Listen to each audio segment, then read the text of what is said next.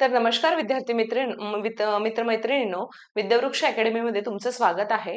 आज आपण आपल्या पीवायक्यू सिरीजचा जो आपण एक सिरीज आपण जे चालू केली आहे त्याचा आपण पार्ट 4 बघूया. त्याच्यामध्ये आज आपण बघणार आहोत ग्रुप बी 2023 ची जी मेन्स आहे त्याच्यामध्ये जिओग्राफी आणि पर्यावरण हे दोन्ही मिळून 10 प्रश्न विचारले जातात. त्याच्यामध्ये काही पर्यावरणाचाही पोर्शन आहे आणि जिओग्राफी.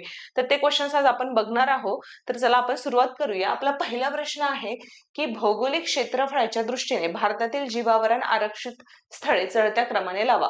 आता हा जो पोर्शन आहे हा भारताच्या भूगोलवर हा जो क्वेश्चन आहे तो भारताच्या भूगोलवर विचारलेला प्रश्न आहे. याच्यामध्ये आता जीवावरण राखीव क्षेत्र हा पोर्शन कशामध्ये जातो, जे वन्यजीव प्राणी किंवा वनसंपदा आहे मधूनच हा प्रश्न आपल्याला विचारला गेलाय. तर त्याच्यामध्ये आपण बरीचशी अभयारण्य बघतो, बायोस्फिअर रिझर्व बघतो, म्हणजे जे जीवावरण क्षेत्र म्हणतात. तर ते एरिया वाईज क्षेत्रफळाच्या दृष्टिकोनातून आपल्याला विचारण्यात आलेलं आहे. त्याचं जे करेक्ट आन्सर आहे ना ते नंबर 1 आहे. ठीक आहे. त्याचं करेक्ट आन्सर आहे निलगिरी, नंदादेवी, सुंदरबन, नंतर मन्नारचे आखात. आता याच्यामध्ये आपण जर बघायला गेलं तर कुठल्या याचं क्षेत्रफळ किती आहे, जर हे आपण बघितलं तर निलगिरीचं जे क्षेत्रफळ आहे ते 5520 स्क्वेअर किलोमीटर. निलगिरीचं जे क्षेत्रफळ आहे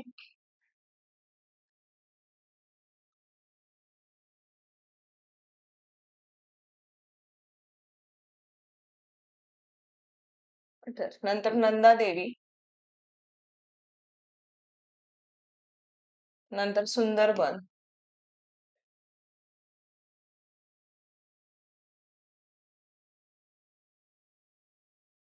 नंतर मन्नारचे आखात.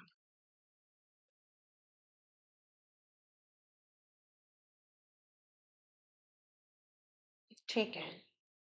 ते येते 5800. हे त्याचं झालं. आता हे दोन याचं झालं. आता सुंदरबन आपल्याला सगळ्यांना माहिती आहे की सुंदरबन हे एक टायगर रिझर्व पण आहे आणि त्याच्यामध्ये ते बायोस्फिअर रिझर्व म्हणून पण ते घोषित करण्यात आलं आहे. तर ते सुंदरबनचं जे क्षेत्रफळ येते ते 9630 स्क्वेअर किलोमीटर येतं आणि जे याचं येतं मन्नारच्या आखाताचं येतं ते 10200 स्क्वेअर किलोमीटर आणि हे आहे 9630. ठीक आहे. आता हे प्रत्येकाचं क्षेत्रफळ आपल्याला लक्षात राहत नाही, पण एक लक्षात आपल्याला आता बघा, एकदा जर विचारलं की क्षेत्रफळाच्या दृष्टिकोनातून आरक्षित विचारलंय तर आपल्याला टायगर रिझर्व विचारू शकतात की सगळ्यात मोठं टायगर रिझर्व कोणतं हे आपल्याला लक्षात असायला पाहिजे मग याच्यामध्ये, किंवा सगळ्यात छोटं, नंतर सगळ्यात मोठं अभयारण्य कुठलं देशातील, नाही का, नंतर रामसर साइट्स पण विचारू शकतात. आता मेन्स असल्यामुळे कसं आहे की प्रश्न विचारण्याचा जो एरिया आहे तो खूप जास्त त्यांना स्पेस अवेलेबल होता आयोगाला, कारण प्रिलिम्स मध्ये काय होतं एक सर्टन एरियावर प्रश्न येतात, पण जेव्हा आपण मेन्सच्या दृष्टिकोनातून बघतो त्याच्यामध्ये डेप्थ थोडी जास्त असते. मग त्या दृष्टिकोनातून आपण आपला अभ्यास करायचा की आता हा प्रश्न आलाय तर मग आपण टायगर रिझर्व पण बघायचे, अभयारण्य पण बघायचे, नाही का, नंतर रामसर साइट्स वगैरे पण बघायची की सगळ्यात मोठी कुठली आहे, देशातली सगळ्यात छोटी कुठली आहे. ते आपण सगळं आपल्या बॅच मध्ये आपण बघणारच आहोत. आता पुढचा प्रश्न बघूया.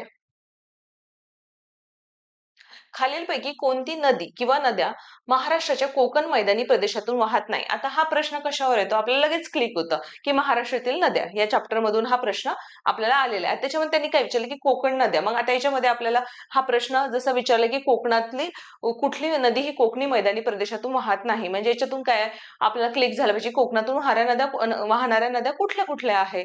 मग आपल्याला लगेच ऑप्शन्स बघितल्यानंतर आपल्याला माहिती आहे सावित्री आहे, नंतर वैतरणा आहे, उल्हास आहे, दामोदर आहे, तेरेखोल आहे आपल्या, नंतर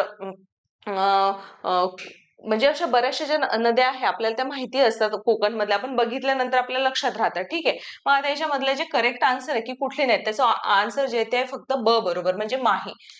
माही ही महाराष्ट्रामध्ये नाहीये. कोकण तर जाऊ दे, पण महाराष्ट्रामध्ये सुद्धा माही नाहीये. वैतरणा, उल्हास आणि आंबा. आता माही नदीचा उगम कुठे आहे, तर माही नदी जी आहे ती विंध्याचल रेंज जी आहे, विंध्याचल पर्वत म्हणजे जे विंध्याचल एरिया आहे तिथून तिचा उगम होतो आणि ती एमपी मध्ये आहे. ठीक आहे. ती जाऊन अरबी समुद्रालाच मिळते, पण ती महाराष्ट्रामध्ये तिचा उगम नाहीये.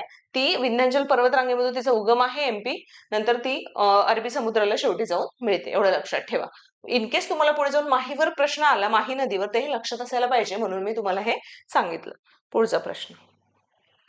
आता इथे काय विचारलंय की जिल्हा बघा, जिल्हा दिवे अभयारण्य. आपण आता पहिलाच प्रश्न काय बघितला की बायोस्फिअर रिझर्व्ह विचारलाय, म्हणजे जीवावरण राखीव क्षेत्र विचारलंय. मग मगाशी मी तुम्हाला काय म्हटलं की अभयारण्य पण विचारू शकतात. मग महाराष्ट्रातले असो अथवा देशातले असो, सध्या I think 55 tiger reserve total आपल्या देशामध्ये झालेले आहे. ते विचारू शकते की टोटल अभयारण्य किती आहे, टायगर रिझर्व किती आहे. नाही नाही का, आता याच्यामध्ये विचारलं की अभयारण्य कुठल्या कुठल्या जिल्ह्यामध्ये. आता ग्रुप बी, ग्रुप सी मेन्स जनरल म्हटलं, इव्हन राज्यसेवा मेन्स पण जोपर्यंत आपला ऑब्जेक्टिव्ह पॅटर्न होता, तुम्ही त्याच्यामध्ये काही काही बघितलं ना, तर अशा प्रकारचे प्रश्न त्याच्यात पण यायचे. आणि हे ग्रुप बी, ग्रुप सी मेन्सला पण एक्सपेक्टेड आहे. देन तुमच्या प्रिलिम्सला पण हे क्वेश्चन्स एक्सपेक्टेड आहे. ठीक आहे. आता याच्यामध्ये ठाणे, ठाणेमध्ये येतं तुंगारेश्वर, सांगलीमध्ये येतं सागरेश्वर, गडचिरोलीमध्ये येतं चपराळा आणि अकोल्यामध्ये येतं नरनाळा. आता त्याच्यानुसार बघा ऑप्शन्स, हे 3 नंबरचं सांगली सागरेश्वर, गडचिरोली चपराळा आणि अकोला नरनाळा. आता याच्यातले तुम्हाला 1-2 जरी माहित असले ना, आता आता मला याच्यातलं अकोला नरनाळा माहिती होतं कन्फर्म, आणि गडचिरोली चपराळा त्याच्यावरून जरी तरी आपले त्याच्यावरून पण उत्तर निघतं बघा. कुठेच दिलं नाही, फक्त ह्याच ऑप्शन मध्ये. म्हणजे 1-2 जरी माहिती असले तरी आपल्याला आन्सर्स मिळून मिळून जाते जनरली. म्हणजे जास्त जर आयोगाने तिथे कुठे गुगली की 2 दिले आणि मग 50-50 मध्ये, जर अशा टाईपचं नाही झालं, जनरल चान्सेस असे असतात की 2 जरी माहिती आहे ना तरी आपल्याला आन्सर मिळून जातं. ठीक आहे. आता पुढचं बघूया. सह्याद्री पर्वताची एक शाखा सोलापूर जिल्ह्याकडे जाते, ती शाखा या नावाने ओळखली जाते. आता आपण काल आय थिंक मी ग्रुप सी मेन्स सॉरी प्रिलिम्सच्या पेपरमध्ये मी तुम्हाला डोंगर रांगांचा क्रम सांगितला होता, मध्ये कुठली नदी त्याला म्हणजे कुठल्या नदीमुळे 2 पर्वतरांगा सेपरेट झाल्या हे सांगितलं होतं. मग आता आपल्याला माहिती आहे त्यांनी काय विचारलं, आता सह्याद्री पर्वताची एक शाखा सोलापूर. आता जेव्हा आपण रिजन बघतो ना की सोलापूर रिजन, पहिले तर आपल्याला एक लक्षात यायला पाहिजे की आता हे बघा सोलापूर. तर आता सोलापूर कुठे आपल्याला हे माहित पाहिजे. हे बघा इथे सोलापूर आहे.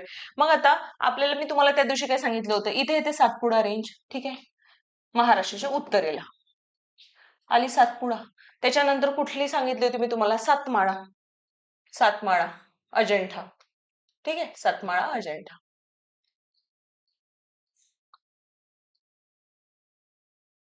अजिंठा. त्याच्यानंतर कुठली सांगितली होती मी, हरिश्चंद्र बालाघाट.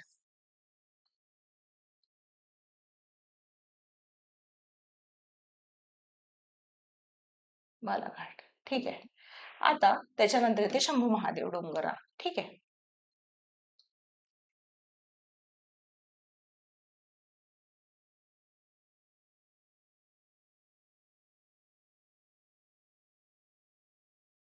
एक कॉमन सेन्स असा होतो की सोलापूर विचारलाय म्हणजे कन्फर्म शंभू महादेव डोंगर रांग असणार आहे. ठीक आहे. कन्फर्म शंभू महादेव डोंगर रांग असणार आहे. ऍक्च्युली थोडी खाली हवी होती. ठीक आहे. हा. मग आता प्रश्न काय विचारलाय आपल्याला, प्रश्न आपल्याला हा विचारलाय की सह्याद्री पर्वताची कुठली शाखा सोलापूर. आता मग याच्यामध्ये सातमाळा गेला, आपण बघितलं, बाळेश्वर पण गेलं, राहिलं हरिश्चंद्र आणि महादेव डोंगर. मग आता हरिश्चंद्र आहे का, नाही. हरिश्चंद्र बालाघाट पण कॅन्सल. राहिली कोणती, फक्त शंभू महादेव. शंभू मधला महादेव. आता शंभू आणि महादेव ठीक आहे, हे सेपरेट होतात ना. काही जिल्ह्यामध्ये शंभू डोंगरांग आहे आणि काही जिल्ह्यामध्ये महादेव डोंगरांग आहे. सोलापूरमध्ये कुठले असणार आहे, महादेव. झालं, मिळाला. एवढं इझी आहे. कधी कधी मॅपवरून पण थोडा एक अंदाजा लक्षात ठेवायचा की कसं असतं की आपण जिल्हे वगैरे किंवा एक रिजन जरी लक्षात ठेवला की सातपुडा कुठल्या कुठल्या, तर हे जे वरचे वरचे जिल्हे आहेत म्हणजे पूर्व विदर्भ पकडला आणि हा अमरावती नागपूर वगैरे हा एरिया पकडला, इथून सातपुडा रेंज जाते. जळगाव, धुळे, नंदुरबार हे सगळ्यांना माहित आहे. औरंगाबाद, जालना, वाशिम वगैरे हा जो रिजन आहे, परभणी, हिंगोली, इथे सातमाळा अजिंठा. नंतर हरिश्चंद्र बालाघाट पुणे आलं, नगर, परभणी, नांदेड, बीड हा रिजन. नंतर इकडे खाली बघितलं सातारा, सांगली, सोलापूर वगैरे हा रिजन जो आहे इथे शंभू महादेव डोंगर रांग आहे. पुण्यामधून पण जाते थोडीफार. मग एवढं जरी लक्षात राहिलं तरी सोलापूर बघितलं लगेच लक्षात येतं की तिथून महादेव डोंगर रांग जाणार आहे. ठीक आहे. आता पुढचा प्रश्न बघूया. हवेतील कोणता घातकी प्रदूषक ओझोन नष्ट करतो. आता आपल्याला सगळ्यांना माहितीये की ग्रीन हाऊस गॅसेस हा टॉपिक आपण बघतो, हा एन्व्हायरमेंट मध्ये जनरली हा टॉपिक येतो. आपण एन्व्हायरमेंटचा जेव्हा अभ्यास करतो त्याच्यामध्ये, तर आता इथे विचारलं काय की ओझोन. आता ओझोन जनरली आपण एक जनरल लाईफ मध्ये पण आपण बघतो की आपण म्हणतो ओझोन लेअर डिप्लेशन वगैरे, नाही का, ओझोनला छिद्र वगैरे पडलं असं आपण ऐकतो. त्याच्यामुळे आता सूर्याची अतिनील किरण ही पृथ्वीवर जास्त यायला लागले, त्याच्यामुळे पृथ्वीचं टेम्परेचर वगैरे वाढायला लागलं, असे आपण जनरल डिस्कशन जनरली ऐकत असतो. असतो. पण आपल्याला हे पण माहिती की मेन ग्रीन हाऊस गॅस कुठला आहे की ज्याच्यामुळे पृथ्वीचं टेम्परेचर जास्त वाढतं आणि ज्याच्यामुळे ओझोन डिप्लेशन लेअर पण म्हणजे त्याचं हे आहे होल आहे, त्याचं जी साईज आहे ती वाढत चालली आहे. हे पण आपल्याला माहिती की टेम्परेचर वाढल्यामुळं. आणि कुठला मेन वायू आहे जो ग्रीन हाऊस गॅसेस म्हणजे सॉरी जो पृथ्वीचं टेम्परेचर इन्क्रीज करण्यास कारणीभूत आहे. मग तो कुठला एकमेव तो आपल्या सगळ्यांना माहिती आहे, क्लोरोफ्लोरो कार्बन. आणि याचं उत्तर जे आहे ते फक्त ब आहे की कुठला ओझोन वायू नष्ट करतो, तो करतो क्लोरोफ्लोरो कार्बन. हे सगळ्यांना माहिती आहे. आणि फ्लोरोकार्बन कशापासून जनरेट होतात, एसी, रेफ्रिजरेटर अशी जी इलेक्ट्रिक अप्लायन्सेस आहे त्याच्यामधून हा क्लोरोफ्लोरो कार्बन जनरेट होतो. ठीक आहे. आता आमची तुम्हाला मी म्हणजे एक पुन्हा एकदा रिकॉल करून देते की आपली जी बॅच आहे इंटिग्रेटेड बॅच ती 5 ऑगस्ट पासून चालू झालेली आहे. ज्यांना ऍडमिशन घ्यायची असेल त्या ऍपवर डिरेक्टली जाऊन परचेस करू शकता. आपण त्याच्यामध्ये प्रिलिम्स आणि मेन्स सगळा पोर्शन कव्हर करणार. आपले त्याच्यामध्ये टेस्ट सिरीज पण आहे, पीवायक्यू अनालिसिस, तुम्हाला पर्सनल मेंटरशिप, या सगळ्या गोष्टी अवेलेबल राहणार आहे. टोटल 11 महिन्याची बॅच असणार आहे. इन केस तुम्हाला बॅच परचेस करायची असेल तुम्ही डिरेक्टली ऍपवर जाऊन ती परचेस करू शकता. ठीक आहे. आता पुढचा क्वेश्चन बघूया. 1972चा वन्यजीव संरक्षण कायदा संपूर्ण देशात लागू करण्यात आला, पण खालीलपैकी कोणत्या राज्यात तो स्वीकारला नव्हता?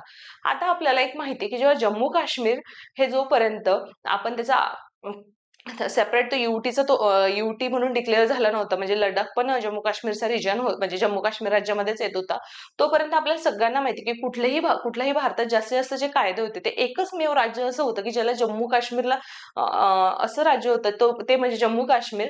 तो कुठलाही कायदा ना त्या फक्त एकाच राज्यासाठी एक्सेप्शन होतं, कारण त्यांचं स्वतःचं संविधान होतं. ठीक आहे, कॉन्स्टिट्यूशन होतं, म्हणून ते त्यांच्यावर डिपेंड होते की तो कायदा ऍक्सेप्ट करायचा की नाही. ठीक आहे. मग तेव्हाचाच हा प्रश्न आहे सध्याचा, म्हणजे ते जुन्या दृष्टिकोनातून विचारलाय तेव्हाच्या दृष्टिकोनातून. कारण 2019 पासून तर आपण ते आर्टिकल सगळे कॅन्सल करून आपण आता त्याला सेपरेट युनियन टेरिटरी म्हणून डिक्लेअर केलंय. ठीक आहे. मग तेव्हाच एक कॉमन सेन्स आहे की एकमेवच राज्य असं होतं की ज्यांनी म्हणजे असे जे कायदे ते स्वीकारले नव्हते, ते म्हणजे जम्मू काश्मीर. म्हणजे डिरेक्टली इझिली आपल्याला आन्सर मिळून जातं. आणि एक लक्षात ठेवा, मी तुम्हाला काल सांगितलं होतं की आपलं बघा पर्यावरण संरक्षण कायद्याचं विचारलं होतं काल, की कुठल्या वर्ष विचारलं होतं राजपत्रित करण्यात आलं. मे 1986 त्याचं इयर होतं. मी तुम्हाला काल पण सांगितलं होतं की वन्यजीव संरक्षण कायदा बघा 1972 आलाय प्रश्न. नंतर वन्यजीव आणि वन म्हणजे फॉरेस्ट प्रोटेक्शन ऍक्ट पण मी तुम्हाला सांगितलं 1980चा. त्याच्यावर पण प्रश्न म्हणजे एक्सपेक्टेड आहे की येऊ शकतो पुढे जाऊन. मग याच्यावर आला तर मी तुम्हाला ते सांगितलं, मी प्रेडिक्शन केलं होतं की त्याच्यावर पण येऊ शकतं. ऍक्च्युली मे 2023 ला झाली आहे. ठीक आहे. पण मी तुम्हाला तेच सांगते की एक आपलं स्वतःच एक अनालिसिस डेव्हलप होतं की आज याच्यावर प्रश्न आला तर उद्या मे बी ह्या कायद्यावर पण येऊ शकतो. जसं जसं आपण पीवायक्यू अनालिसिस करतो ना, त्यातून आपला एक सेन्स डेव्हलप होत जातो की आपल्याला कळतं की कुठल्या टॉपिकवर प्रश्न येऊ शकते, कुठल्या ऍक्टवर प्रश्न येऊ शकते. मी तुम्हाला तेच बरोबर सांगते. आणि जनरली ते जास्तीत जास्त गेस माझे खरे ठरताय, हे तुम्ही पण बघताय. आणि हेच आपण आपल्या बॅच मध्ये पण शिकवणार आहोत मुलांना की जनरली पीवायक्यूच्या दृष्टिकोनातून आपल्याला आपला अभ्यास चालू ठेवायचा, आपल्या समोरचं प्लॅनिंग, नंतर आपण कुठल्या डिरेक्शनने अभ्यास करायचा, या सगळ्या गोष्टी आपण बॅच मध्ये डिटेल घेणार आहोत. त्याच्यामध्ये प्रिलिम्सचे फास्ट ट्रॅक बॅच जे आहे त्याच्यामध्ये प्रिलिम्सच्या दृष्टिकोनातून आणि इंटिग्रेटेड बॅच मध्ये प्रिलिम्स प्लस मेन्सच्या दृष्टिकोनातून ह्या सगळ्या गोष्टी आपण तुम्हाला शिकवणार आहोत. आता पुढचा प्रश्न. शाश्वत विकासाची ध्येय 2015 मध्ये खालील क्षेत्रांचा समावेश होतो. आता बघा, शाश्वत विकास हा टॉपिक जनरली आपण इकॉनॉमिक्स मध्ये पण अभ्यासतो. ठीक आहे, सस्टेनेबल डेव्हलपमेंट या चॅप्टर मध्ये. त्याच्यामध्ये एसडीजीज, एमडीजी, आता हे जे एसडीजीज आहे ते 2015 ला आपण जे स्वीकारली आहे भारताने, त्याच्यामध्ये टोटल 17 एसडीजी आहे.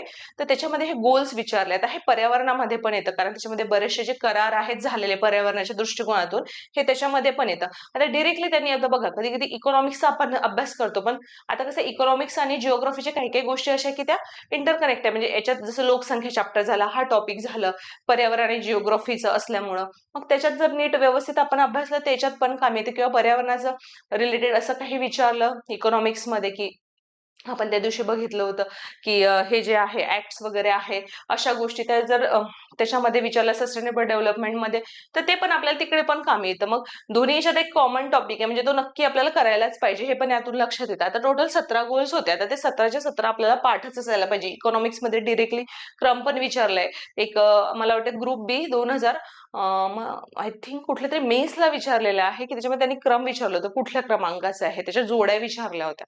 मग ते पण आपल्याला त्या दृष्टीतून पाठ करावं लागेल. हे इकॉनॉमिक्स मध्ये विचारलं होतं. आता त्याच्यामध्ये त्यांनी विचारलं की कुठलं क्षेत्रांचा समावेश होतो, म्हणजे यातले कुठले कुठले टार्गेट्स आपले आहेत. तर त्याचं करेक्ट आन्सर आहे सर्व स्वरूपातील सार्वजनिक दारिद्र्य दूर करणे. ठीक आहे. नंतर समभाव निर्माण करणे आणि ध्येयासाठी भागीदारी करणे. फक्त जमिनीवरचे जीवन समृद्ध करणे हे ऑप्शन नाही आहे. त्याचं करेक्ट आन्सर आहे अ, क, ड. तर 4 नंबरचं त्याचं आन्सर आहे. तर फक्त जमिनीवरचे नाही, तिथे जमिनीवरचे जीवन समृद्ध फक्त हा शब्द नव्हता पाहिजे, म्हणून हे आन्सर चुकीचं आहे. जमिनीवरचे पण जीवन समृद्ध करणे आणि पाण्याखालील पण जीवन समृद्ध करणे असे दोन्ही त्याच्यामध्ये, वर हे दिलंय नंतर ते ध्येय दिलंय. त्याच्यामुळे हे जे स्टेटमेंट आहे हे रॉंग आहे, कारण तिथे फक्त दिलंय, तिथे फक्त नाहीये. जमिनीवरचे पण जीवन समृद्ध करणे आणि पाण्याखालील जीवन समृद्ध करणे असे दोन्ही तिथे स्टेटमेंट येतात, म्हणून ते ऑप्शन रॉंग आहे आणि अ, क, ड हे करेक्ट आन्सर आहे. ठीक आहे. आता पुढचं, दख्खनचे पठार बेसॉल्ट व ग्रॅनाइट खडकांनी बनलेले आहे, कारण आता डेक्कन प्लॅटो जो आहे, जनरली कोकणाची निर्मिती, डेक्कन प्लॅटोची निर्मिती हे भारत असो अथवा महाराष्ट्र जिओग्राफी या दोन्ही याच्या दृष्टिकोनातून महत्वाची आहे. आता आपण जेव्हा भारताचं फिजिकल जिओग्राफीचा अभ्यास करतो राज्यसभेच्या दृष्टिकोनातून, त्याच्यामध्ये पूर्ण प्रॉपर निर्मिती कशी झाली ह्या सगळ्या गोष्टी आपण डिटेल बघतो. पण आता जिओग्राफीच्या मेन्सच्या दृष्टिकोनातून आपल्याला त्या गोष्टी कामी येतात आणि ते तेव्हा पण आपल्याला बघावं लागणार आहे. मग ते बघताना आपल्याला एक माहित पाहिजे की हे जे रिजन्स आहे महत्वाचे, डेक्कन प्लॅटो आहे, नंतर कोकण आहे किंवा भारताच्या हिमालयांच्या निर्मिती वगैरे कशा झाल्या, कारण त्याच्यावर पण प्रश्न एक्सपेक्टेड असतात जे आपण आता बघतो. त्याचं करेक्ट आन्सर काय की या ठिकाणी जास्त उष्णता आहे नाही. भूकंप क्षेत्र आहे का दख्खन पठारामध्ये नाही. नंतर काय समुद्र सान्निध्याचा काही संबंध आहे का, नाही. मग करेक्ट आन्सर काय, कारण सगळ्यांना माहिती आहे की दख्खन पठाराची निर्मिती ही ज्वालामुखीपासूनच झाली आहे. ज्वालामुखीचा जो लावा होता त्याच्यामधूनच आपला पूर्ण बेसाल्ट खडक वगैरे आणि दख्खन पठाराची निर्मिती झाली. त्याचं करेक्ट आन्सर आहे फक्त ब. आता खालीलपैकी कोणते बेट नाही, आता इथे ऑप्शन्स दिले. आता सगळ्यांना माहितीये की खांदेरी उंदेरी, सगळ्यांनी ऐकले की खांदेरी उंदेरी सालसेट हे बेट आहे, हे सगळ्यांना माहिती आहे. मुंबईमधील बेट सगळ्यांना जनरली माहिती असतात, कुलाबा वगैरे हे सगळं. ठीक आहे. मग याच्यातलं कुठलं नाही. आता साल्लेर आपण त्या दिवशीच बघितलं की साल्लेर काय शिखर आहे. मग डिरेक्टली ऑप्शन एलिमिनेशन होतं, तर फक्त ड, अ, ब, ब, क, ड नाही. इथे फक्त ड आहे. कोणते बेट नाही फक्त एवढंच विचारलंय. हे पण आहे, हे पण आहे आणि हे पण आहे. मग कुठलं नाहीये, फक्त हेच नाहीये. मिळाला आन्सर. ठीक आहे. आता पुढचा प्रश्न बघूया. भारतात एकूण 20 कृषी पारिस्थितिक विभाग तयार केलेले आहेत. त्यापैकी 6 कृषी पारिस्थितिक विभाग महाराष्ट्रात येतात. तर महाराष्ट्रातील कोणत्या भागाचा समावेश अॅग्रो इको ओरिजिन नंबर 19 मध्ये होतो? आता आपण बघा, आपल्याला इथे 6 कृषी पारिस्थितिक विभाग विचारले आहे. आपल्याला आठवते का तुम्हाला, आपण ग्रुप सी च्या प्रिलिम्सच्या पेपरच्या याच्यामध्ये विचारलेलं आहे की महाराष्ट्रामध्ये जंगलाचे किती प्रकार आहे? ठीक आहे. हेच कृषी पारिस्थितिक विभाग 6 आहे बघा. म्हणजे आपण एक एक प्रश्नाचं व्यवस्थित अनालिसिस केलं ना, आपल्याला पुढच्या गोष्टी क्लिअर होतात बघा. आणि प्रिलिम्सचं व्यवस्थित अनालिसिस केलं ते कधी कधी मेन्सची पण त्याची लिंक असते. ठीक आहे. आता फक्त इथे पुढचं थोडं विचारलंय की अॅग्रो इको ओरिजिन मध्ये कुठलं येतं. त्याचं करेक्ट आन्सर जे आहे ते आहे कोकणातील तांबड्या व जांभ्या मृदेचा भाग. हे एक लक्षात ठेवा.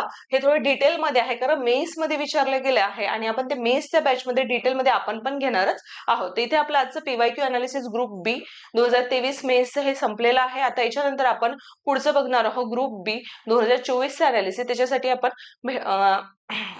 ते पण आपण पुढे बघणारच आहोत. तर तुम्हाला काही डाऊट असले, काही असले, तुम्ही खाली कमेंट करू शकता. आणि आपले बॅच पण आहे प्रिलिम्सची, एक फास्ट ट्रॅक बॅच चालू होतीये. तुम्हाला त्या बॅच जॉईन करायची असेल तुम्ही बॅच पण जॉईन करू शकता. आपल्या ऍपवरती डिरेक्टली तुम्ही तिथून परचेस करू शकता. धन्यवाद.